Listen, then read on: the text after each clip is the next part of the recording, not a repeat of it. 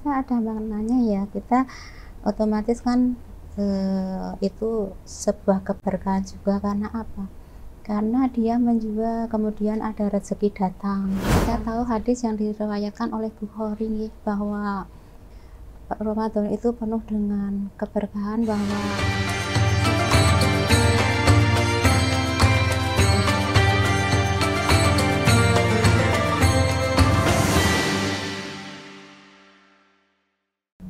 Assalamualaikum warahmatullahi wabarakatuh. Halo Sobat Bali, apa kabarnya? Semoga dalam keadaan sehat ya. Gimana nih puasanya? Udah ada yang bolong belum? Semoga enggak ya. Udah lama kita nggak ketemu, akhirnya kita bertemu kembali di sini di acara Raisya Ramadan itu Syahdu. Perkenalkan, nama saya Nurmaliza Dwi Setiawati. Kali ini kita sudah kedatangan tamu istimewa nih. Tapi sebelum itu kita akan membahas tentang apa sih setiap detik penuh dengan keberkahan. Nah, perkenalkan dulu tamu istimewa kita, yaitu Ibu Hajah Salis Kurniati, DRA. Assalamualaikum Ibu, gimana kabarnya? Waalaikumsalam warahmatullahi wabarakatuh. Alhamdulillah baik Mbak, sehat. Kesehariannya apa nih Bu di bulan Ramadan ini? Ya paling ya seperti biasa, menyiapkan buat masyarakat, pengajian-pengajian dan sebagainya. Banyak sekali yang dilakukan di bulan Ramadan ini. Puasanya lancar Bu? Alhamdulillah lancar. Berarti suka sering jalan-jalan nggak Bu kalau sore, kayak ngabuburit atau ke kuliner-kuliner Ramadan gitu? Jarang Mbak. Oh Jarang. Paling kita buka bersama keluarga saja, Iya. bersama masyarakat di masjid terdekat. Ngomong-ngomong nih Bu, kalau Ramadan itu kan banyak nih pedagang-pedagang kecil yang hari-hari biasanya itu sepi, terus semenjak Ramadan jadi rame.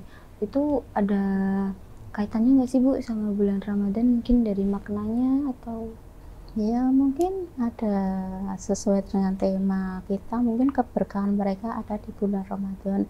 Ketika bulan Ramadan itu kan banyak sekali yang fokus untuk puasa, fokus untuk ibadah, jadi mereka banyak yang beli makanannya secara matang, mungkin seperti itu.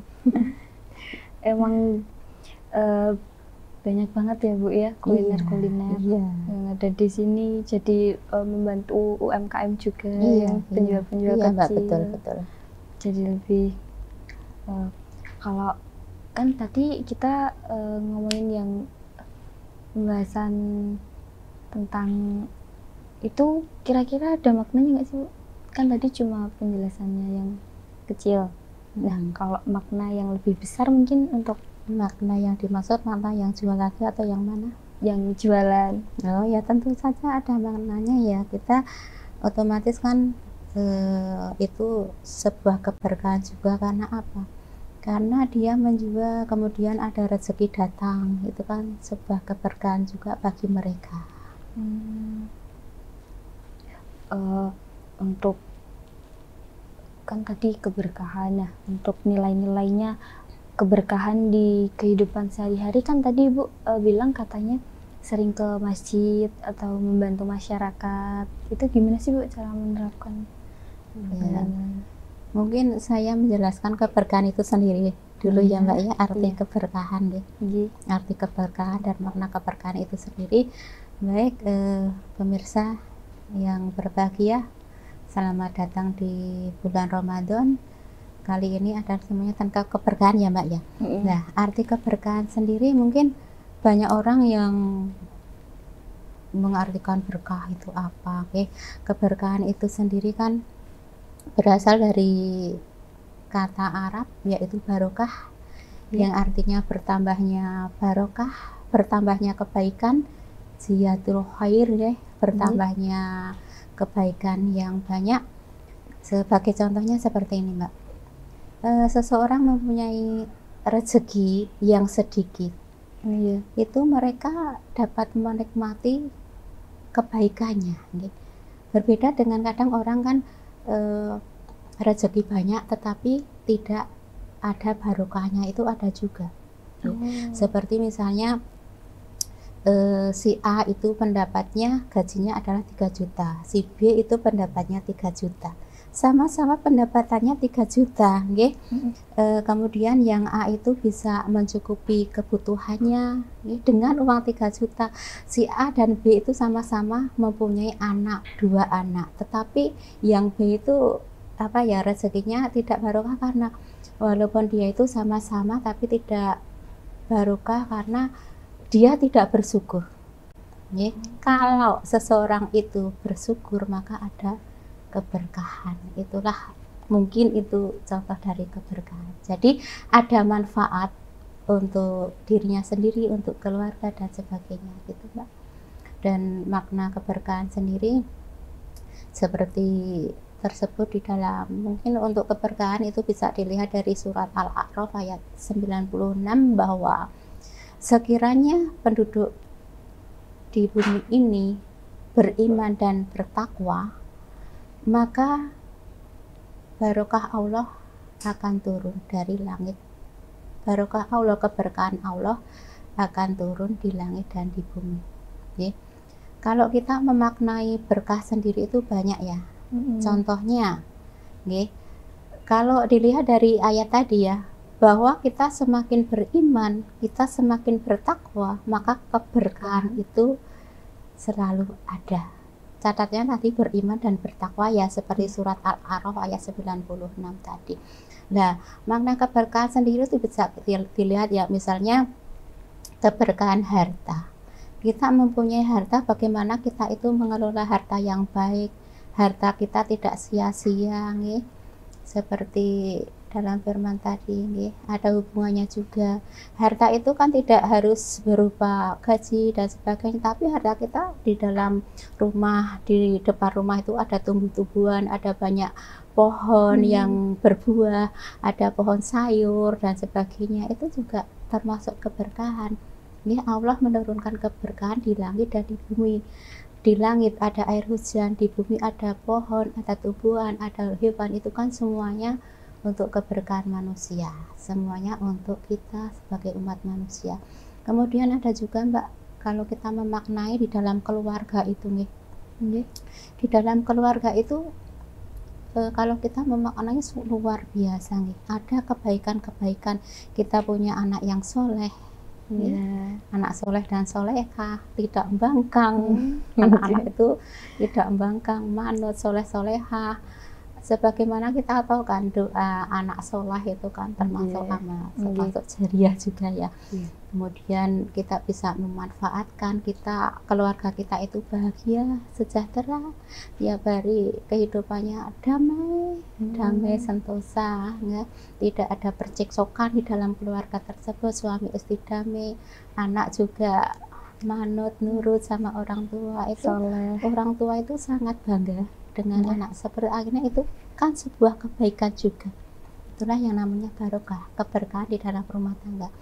Ada juga, Mbak, kita memaknai waktu, keberkahan dalam waktu itu kadang kan seperti zaman Gen Z ya misalnya, itu kan usia SMP, usia 97 sampai 12, Mbaknya tahun berapa lahir? Saya 2007. Berarti itu sudah masuk ke Gen Z. Di awal kegiatan Gen Z itu banyak sekali yang waktu itu digunakan sia-sia, pas libur tidur seharian, itu kan keluar tidak berkah lagi. Jadi bagaimana kita itu memanfaatkan waktu yang sebaik-baiknya, kemudian bisa memanage, itulah keberkahan di dalam hidup. Mungkin itu, Mbak, makna keberkahan seperti itu. Ternyata banyak banget ya teman-teman keberkahan di dalam Islam ini. Nggak terkira dari segi, mungkin dari segi keluarga, dari remaja, sampai bahkan dari air dari tanaman-tanaman yang diberkahi oleh Allah juga, ternyata tidak terkira ya Ibu ya. Untuk kan tadi untuk keseharian Ibu, kira-kira sama nggak sih Bu sama yang di bulan Ramadan ini? Mungkin apakah lebih berkah atau? Ya tentu saja di bulan Ramadan itu semuanya menjadi keberkahan, Mbak. Iya. Apalagi kita tahu hadis yang diriwayatkan oleh Bukhari bahwa Ramadan itu penuh dengan keberkahan, bahwa setan-setan itu dibelenggu, kemudian pintu surga dibuka, pintu surga dibuka, Iya. pintu neraka ditutup, setan dibelenggu. Itulah manusia ketika kita bulan Ramadan itu bertambah, tentu saja bertambah dalam kita memaknai keberkahan tersebut, karena tidak ada yang ganggu, setan-setan nggak ada, seperti itu. Nah, kalau ini sudah bulan Ramadan tetapi dia masih mencuri, masih mabuk-mabukan, itu manusianya itu sendiri seperti itu. Jadi kembali ke diri sendiri. Iya, kembali ke diri sendiri. Tergantung gimana sifatnya, gimana wataknya. Iya. Bu. Kadang suka menyepelekan hal-hal kecil. Mungkin di bulan puasa kan kalau tidur terus kan nanti ada yang bilang kalau puasanya tidak diterima karena tidak beraktivitas di luar. Gitu juga tuh, Bu. Yang jelas kemanfaatan Ramadan itu luar biasa nih. Pahalanya besar. Kita memberi sedekah kepada seseorang juga sangat besar nih. Seperti janji Allah di dalam surat Al-Baqarah ayat 261 nih. Infak itu ganjarannya berlipat-lipat, Mbak. Yang berbunyi a'udzubillahi minasyaitonirrajim, bismillahirrahmanirrahim. Masalul ladzina yunfikuna amwalahum fi sabilillahi kamasali habatin ambatat sab'a sanabila fi kulli sumbulatin mi'atu habah wa wallahu wasi'un alim. Ketika kita memberi infak di jalan Allah, maka seperti kita menanam satu butir, kemudian satu butir itu tumbuh menjadi 7 dan masing-masing itu kan menjadi 100, 700. Bahkan kalau Allah menghendaki itu pahalanya bisa luar biasa, bisa berlipat-lipat, apalagi di bulan Ramadan ini. Jadi keberkahan itu sangat-sangat luar biasa. Masya Allah, ya, keberkahan dari Allah. Tadi kan kita sempat bahas yang di bulan puasa tapi masih mencuri, masih mabuk-mabukan, itu kan kembali ke diri sendiri lagi tuh, Bu. Itu. Iya. Nah, itu pandangan Ibu gimana sih? Misal nih kayak aduh udah bulan puasa bukannya tobat atau gimana gitu, apa cuma ya udah dibiarin aja gitu? Ya, itu sudah jauh dari keberkahan juga. Itu kalau seseorang itu seperti itu, ya itu kembali kepada diri sendiri. Mungkin dia itu memang tidak mendapat keberkahan seperti yang saya sebutkan tadi di dalam surat Al-A'raf ayat 90.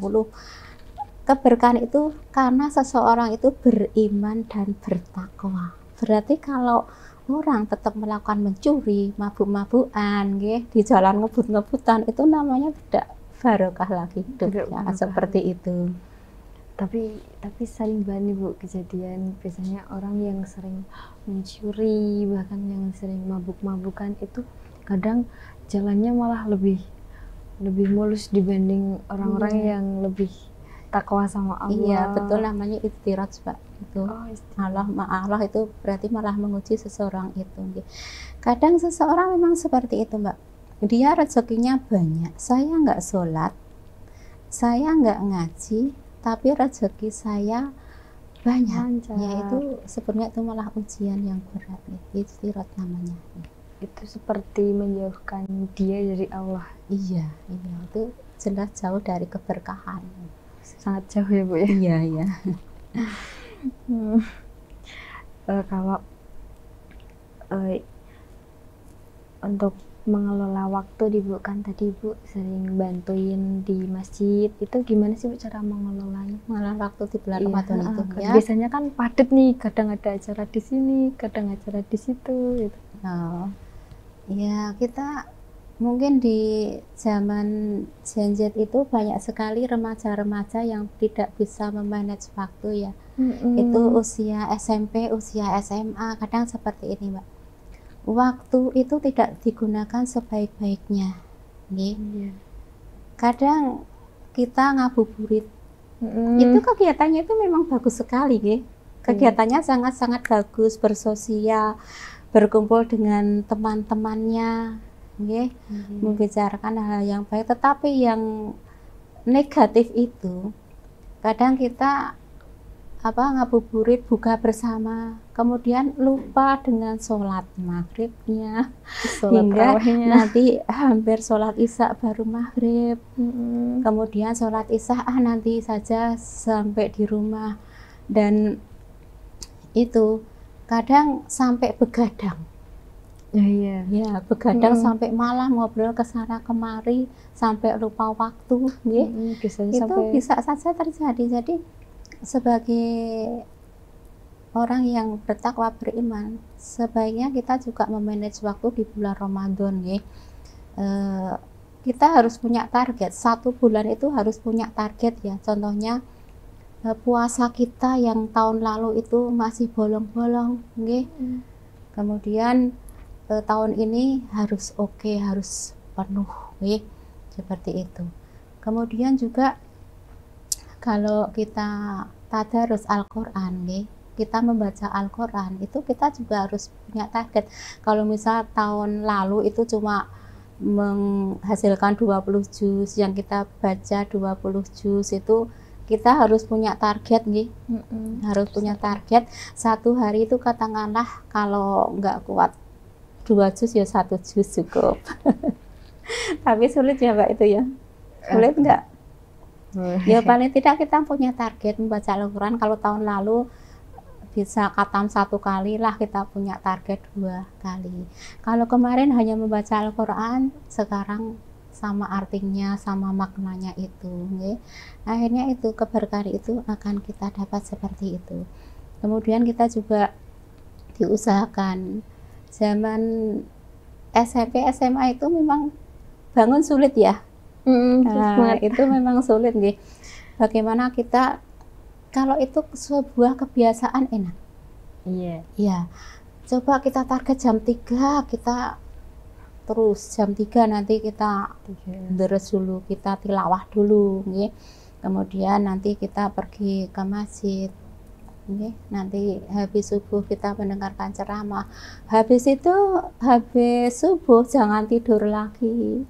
Biasanya kan kejadian banyak, sering kejadian itu usia muda SMP SMA itu habis subuh itu pasti langsung balik ke kasur, tidur lagi. Balik ke kasur, tidur lagi, ya. Mari kita di bulan Ramadan itu mencari keberkahan yang sebaik-baiknya, kita tambah baik, semuanya, tidak hanya itu, hanya pas puasa saya. Kalau bisa sehabis puasa pun keberkahan itu tetap kita raih.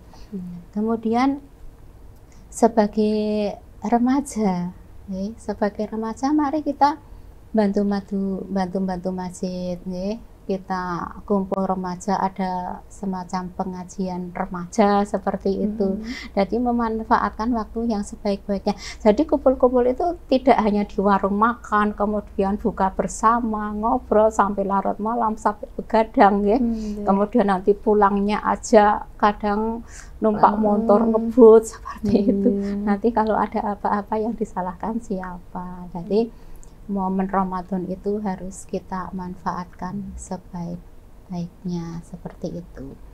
Jadi puasa kita adalah puasa yang penuh berkah. Amin. Amin ya rabbal alamin. Kemudian juga Mbak, ini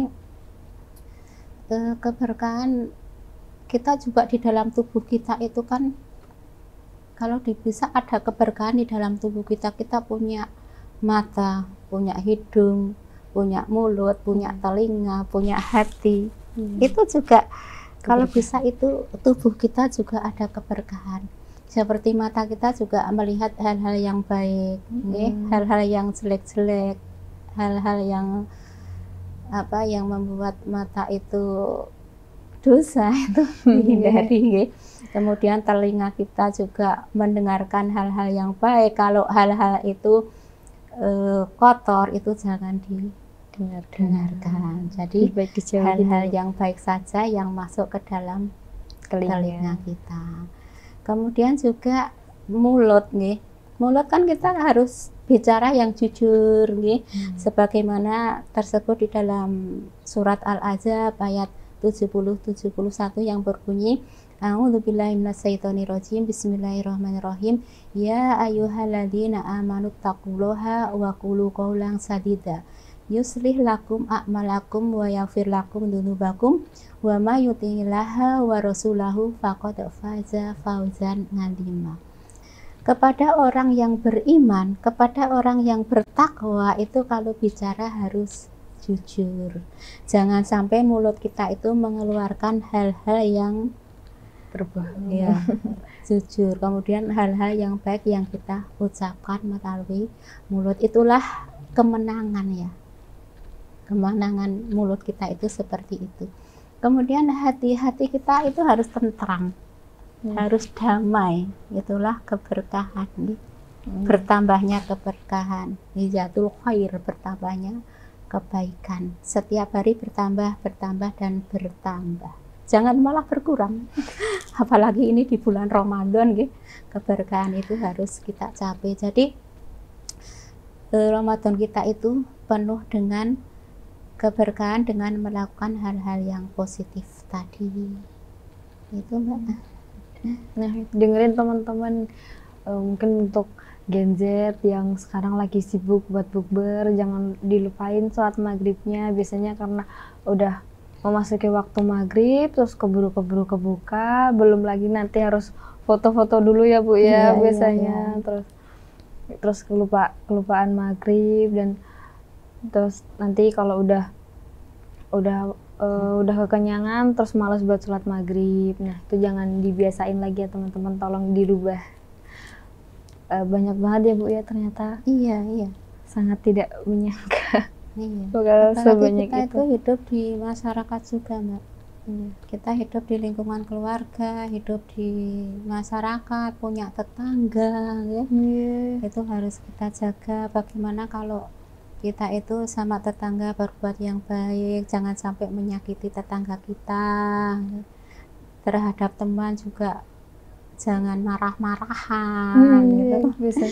Itu kalau kita itu sama teman itu akrab nih, tolabul ngilmi. Jadi sebagai remaja itu kalau bisa perbanyak mencari ilmu, datangi majelis taklim. Manfaatnya banyak sekali kita mendatangi majelis taklim, ada ilmunya. Sebagaimana yang namanya mendatangi ilmu itu adalah untuk Allah memudahkan jalannya ke surga Mbak. Sebagaimana ada hadis, man salaka thoriqon yaltamisu fihi ilman sahalallahu lahu bihi thoriqon ilal jannah. Apabila kita itu mencari ilmu itu, Allah akan memudahkan jalannya ke surga. Jadi alangkah pentingnya kita mencari ilmu. Kita sebagai umat Islam ya, kalau pergi boleh, tamasya boleh, tapi ya terus jangan sampai kita pergi kemana-mana tapi tidak pernah mendatangi majelis taklim, tidak pernah belajar agama Islam. Jadi tolabul ilmu itu sangat-sangat penting, dan itu juga tambahnya kebaikan, keberkahan itu akan kita capai. Insyaallah ya Bu ya. Sangat tidak terkira sekali. Ternyata banyak banget ya Bu ya makna-makna di bulan Ramadan ini, sangat tidak terkira sekali. Untuk tadi kan kita sempat bahas sekolah nih Bu, untuk anak-anak pelajar. Sekarang Ibu ngajar di SMP. Ngajarnya di SMP. Nah, kebetulan banget nih Bu, di SMK Bali untuk siswa-siswi kelas 9 mungkin yang baru lulus, besok sekarang kan sudah ujian Bu udah mau selesai juga, mungkin nyari-nyari sekolah. Ini SMK Muhammadiyah 1 Babang Lipuro sudah membuka PPDB pendaftaran untuk tahun ini. Mungkin siswa-siswi Bu boleh ditawarin, siapa tahu berminat ke jurusan sini ya Bu ya. Iya Mbak, insya Allah saya sudah memberitahu ke mereka, sudah sosialisasi juga kemarin, ada apa formulirnya. Sudah sampai ke Iya, sekolahnya, Bu? sudah ke Alhamdulillah. sekolahan saya, tapi cuma 1 lembar. Iya, insya Allah nanti akan saya sampaikan, semoga siswa-siswa SMP banyak yang kesini. Banyak yang berminat ya Bu ya. Iya, banyak yang berminat. Terima kasih banyak ya Ibu ya. Maaf karena waktunya sangat membatasi kita untuk berbicara yang lebih dalam. Sebenarnya masih ada beberapa pertanyaan yang mau saya tanyakan ke Ibu. Tapi maaf banget ini durasinya sangat Karena waktu ya. Iya, karena waktu mengejar. Ya mungkin saya tak sebentar ya, sebentar saja. Jadi marilah di bulan Ramadan ini kita memang benar-benar mencari keberkahan, ibadah yang sebanyak-banyaknya, ya, sehingga keberkahan itu tercapai. Jadi Ramadan kali ini tidak hanya lapar dahaga saja, tetapi banyak manfaatnya, sehingga betul-betul menjadi orang yang bertakwa. Harapannya seperti itu, Mbak. Amin. Terima kasih Bu udah berbagi ilmu sama saya dan juga sobat-sobat Bali yang sedang menonton ini. Terima kasih teman-teman yang udah nonton di YouTube Bali Official. Semoga talkshow kali ini sangat membagi ilmu bersama sobat-sobat Bali semuanya. Saya Nurmaliza Dwi Setiawati izin pamit undur diri. Wassalamualaikum warahmatullahi wabarakatuh. Waalaikumsalam warahmatullahi wabarakatuh. Jangan lupa untuk like, komen, dan subscribe. Dan jangan lupa untuk daftar di SMK Muhammadiyah 1 Malang Lipuro. Ditunggu kehadirannya. Dadah.